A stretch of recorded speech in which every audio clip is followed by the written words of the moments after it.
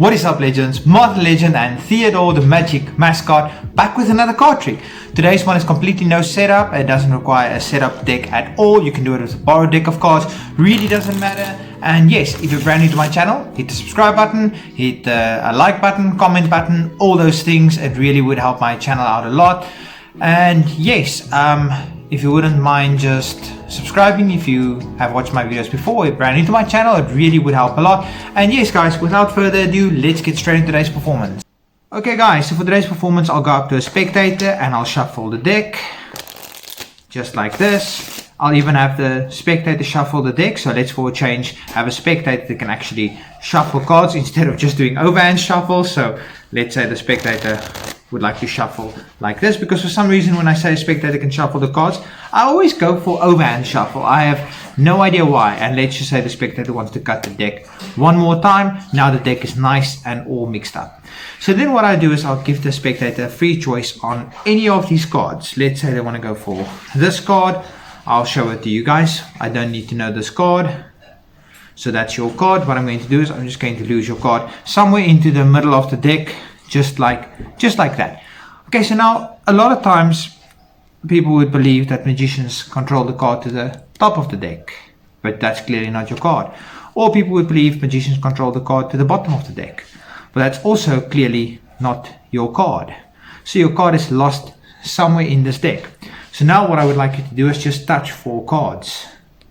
Okay, let's say you touch this card, let's say you touch this card, and let's say you touch this card, and then lastly, let's just say that card. Okay, those 4 cards seem like good enough cards. Okay, perfect. Okay, so you guys had a free choice of 4 of these cards, and I'm just going to remove these 4 cards and just place them at the top of the deck, just like that.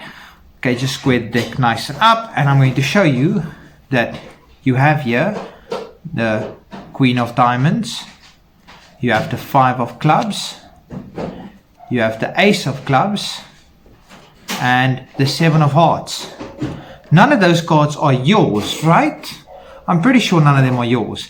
However, look quickly, what I'm going to do is I'm going to lose these 4 cards somewhere into the middle of the deck, just like that, and close it up, just like that. And then those 4 cards, with the snap of my finger, those 4 cards somehow went and found one card. I'm just going to spread this out a little bit better because I think this would make a very nice thumbnail as well. Those 4 cards went and found one card. And I'm just going to pause here for a second because I think this is going to make a good thumbnail. Those 4 cards found one card. I'm just going to remove those 4 cards with that one card. And those 4 cards found your card. Anyway guys, if you want to learn how to do this card trick, stick around for the tutorial. And as always, 4 links in the description of any video. How to shuffle cards like a magician, you don't need that. How to control a spectator's card, you do need that. However, I'm doing it a slightly different way now. How to do magician's choice, you don't need that. However, there's one circumstance you might need that, but I will explain it when we go through the tutorial. And how to force a selection on a spectator, you do not need that. It is truly a fair selection. So for this trick, you can go up to a spectator and you can shuffle the deck as much as the spectator wants. The spectator can even shuffle the deck. It's completely no setup. Okay, so when you have done this, the spectator can pick any card they want. Let's just say they pick that card. So what I did in the performance was I did control, which looked something like this. You guys already know this, how you squeeze it down when you squeeze it in and you get a pinky break, just like that. Now, a lot of times I would do the whole cutting or undercut, but for this one, I turned the pile face up. So now this is their card, this top one.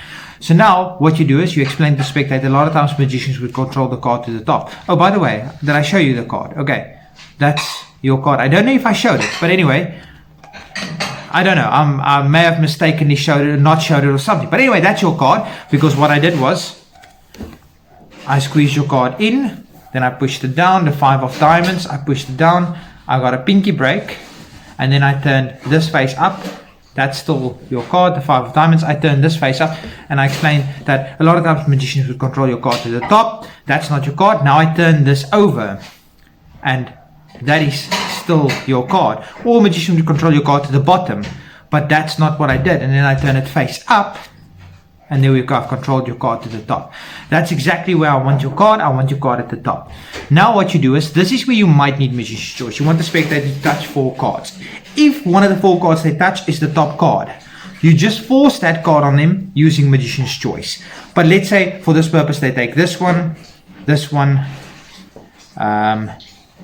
this one. So I hope you guys understand what I mean with, if they choose the top card as one of their 4 cards, then you just use Magician's Choice to force that card on them, and that would be their card. Okay, so now you square it up. So that's the 4 cards they selected. Now you want to get a pinky break underneath the top card, and what you do is you just squeeze it off, squeeze it back in. I've got a pinky break.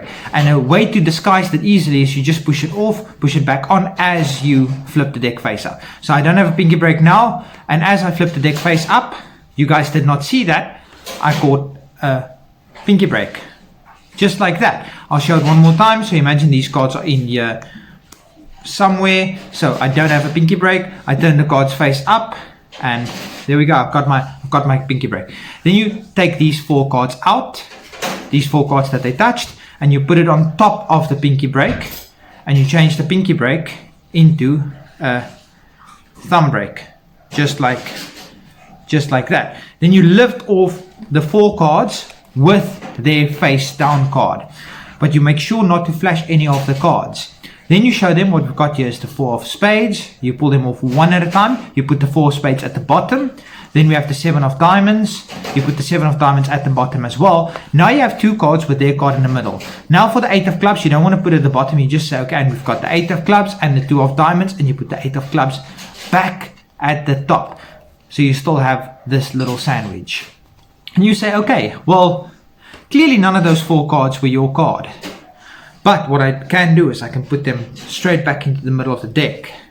And now there's the 4 cards with their card right in the middle of those 4 cards, face up or face down. And then what we can do is we can snap. And somehow those 4 cards found your card. And then you can reveal that their card is in fact the one in between those 4 cards. Anyway guys, I really hope you enjoyed this tutorial. Until next time, Martin Legend and Theodore Magic Mascot. Peace everybody.